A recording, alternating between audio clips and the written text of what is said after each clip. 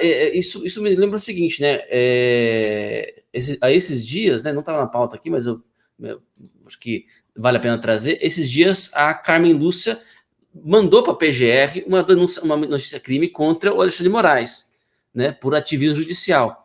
A gente vem falando já, Sr. Sepúlveda, antes de passar para o senhor, eu queria ouvir a Valéria, mas a gente já vem falando já que existe, né? Eventualmente vai haver uma ruptura interna do judiciário, porque uma hora eles vão perceber que esse tipo de postura por parte do Alexandre de Moraes, dos membros mais acelerados, né? Alexandre de Moraes e Barroso, de maneira muito, muito especial, né? São deletérios até para o próprio sistema, né? Jogam muita luz, né? Aquilo que tem de errado no sistema. Valéria, você acha que isso aí já está acontecendo? Como é que você vê essa questão aí da Carmen Lúcia? Você se informou a respeito disso? Como é que você vê isso daí? Então, eu temo demais, Ítalo. Eu temo demais porque quando eu olho o caminho que a Venezuela tomou no segmento da alta corte lá, eu vejo uma alta corte que não se rompeu. Ela não se rompeu internamente. Não houve ali nenhum desagrado de um ou de outro. Eles simplesmente se fecharam em concha e foram cooptados e dominados todos de uma vez em concha. Quando eu olho para a alta corte da Argentina, eu percebo também o mesmo destino. Isso me faz temer. Como eu não tive nenhuma outra notícia, inclusive historicamente, quando a gente vai lá para a Alemanha, do moço do bigodinho alemão, que não pode falar o nome, você vê a mesma coisa, o mesmo tipo de orquestração, de aparelhamento, de dominação das instituições, né? Vamos colocar assim, das instituições organizacionais de um país. Então, todas as instituições foram devidamente dominadas. Quando eu vejo tudo que realmente veio à tona, do que a gente está presenciando, e você falou uma coisa muito interessante, que realmente existiram certas figuras que a gente tem a impressão de que foram pensados para lá com o dever, com a missão de colocar para fora tudo aquilo que era realidade e que a política de compadrio não deixava com que grande parte da população percebesse o quão fundo era aquele poço da desgraça. Eu me surpreendo.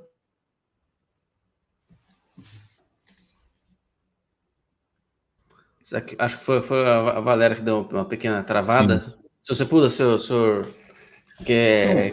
Eu acho que ela está... Voltamos. Voltou. Eu não sei o que aconteceu, gente. Pode concluir, Valéria. Não, então, eu temo, eu não vejo, porque eles estão tão à vontade no papel que estão fazendo de estabelecer realmente ilegalidade, legislar, fazer tudo fora de suas prerrogativas, que para mim, quando eu olho para o meu vizinho aqui, quando eu olho para o passado, o destino, o resultado foi um só, e não foi bom. Então, eu não sei não. Perfeito. Se você puder, o senhor compartilha desse... Eu compartilho pelo seguinte, preocupação. porque isso há muito tempo, há muito tempo que eu defendo que há uma ruptura institucional e constitucional.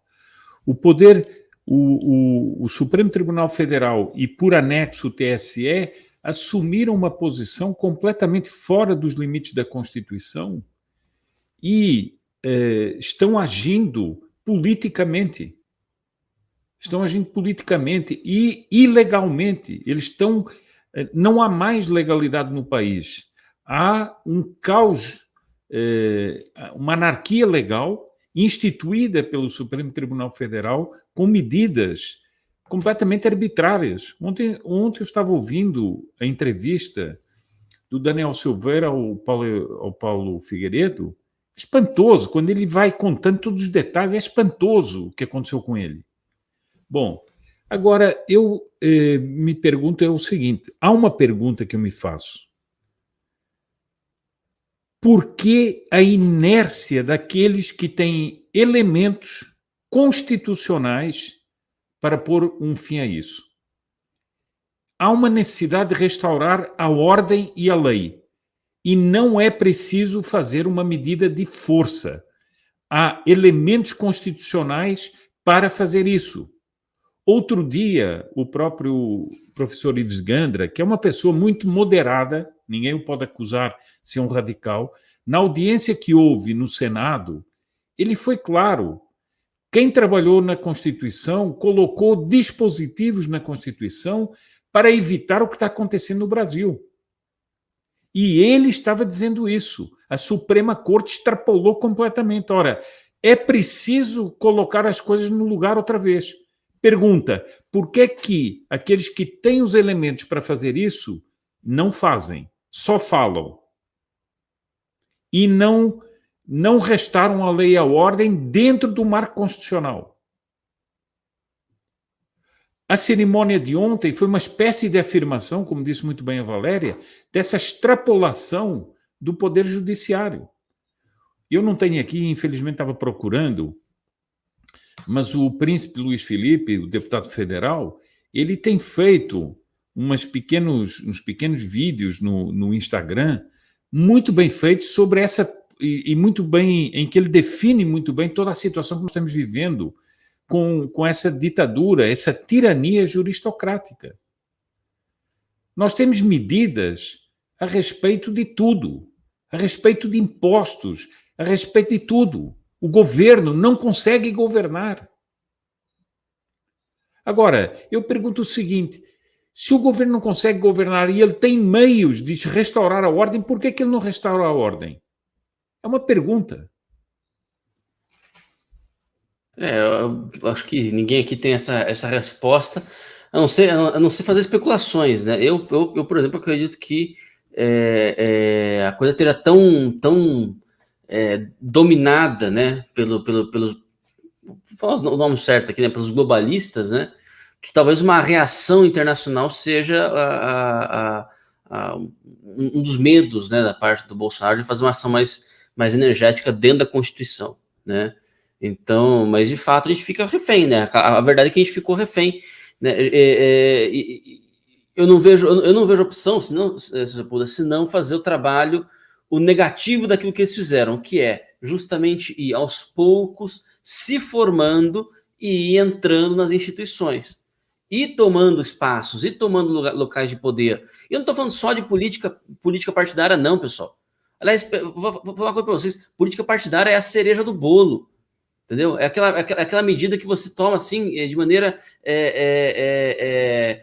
no momento de desespero, não de desespero, mas assim, no momento em que você precisa realmente agir de modo emergencial, né? A medida mais emergencial de todas. Mas a longo prazo, o poder está, eu falo isso várias vezes, o poder está nas cidades, nas localidades, com os sindicatos, com as associações de bairro. É o que a gente viu aí nos últimos 2 anos, pessoal.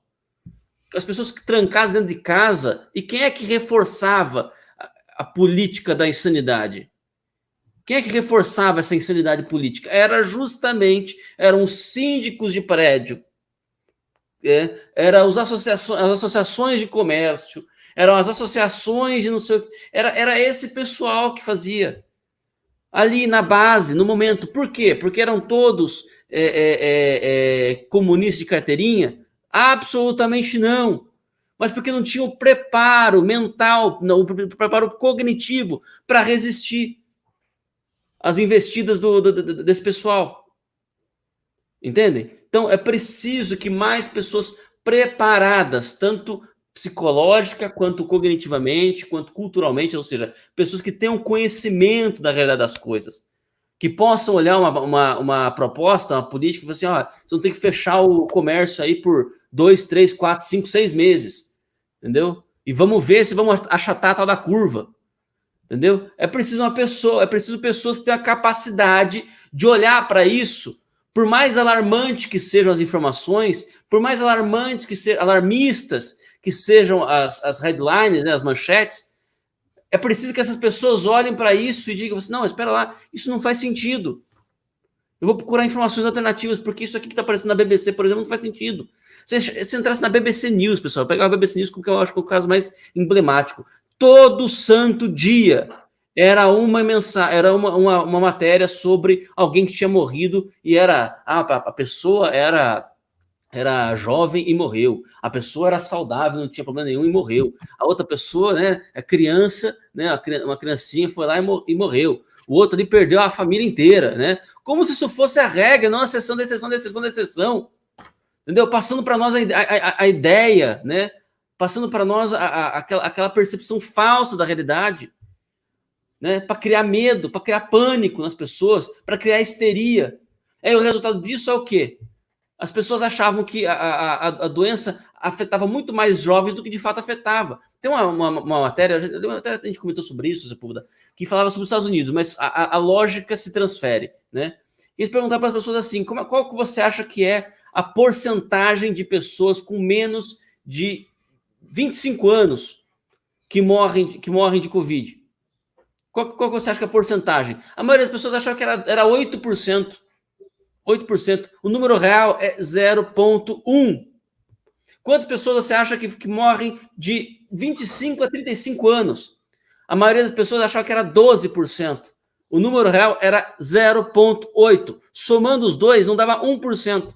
Mas, no entanto, as pessoas achavam que esse montante era 20%. Não dava 1%, eles achavam que era 20%. Olha a percepção, olha o deslocamento da realidade que essas pessoas tinham. E essas eram as pessoas que nas localidades decidiam. Eram essas pessoas que eram o guarda municipal que resolvia, se achava no direito de algemar uma mulher em praça pública, né? Era o síndico de prédio que exigia, né, protocolos ridículos para o sujeito entrar na própria casa, entendeu? Era esse pessoal que tinha a sua capacidade, né, de entender a realidade deficiente, deformada. Deformada por quê? Por anos de mídia, deformada por anos de novela da Globo e deformada por anos de corrupção na inteligência.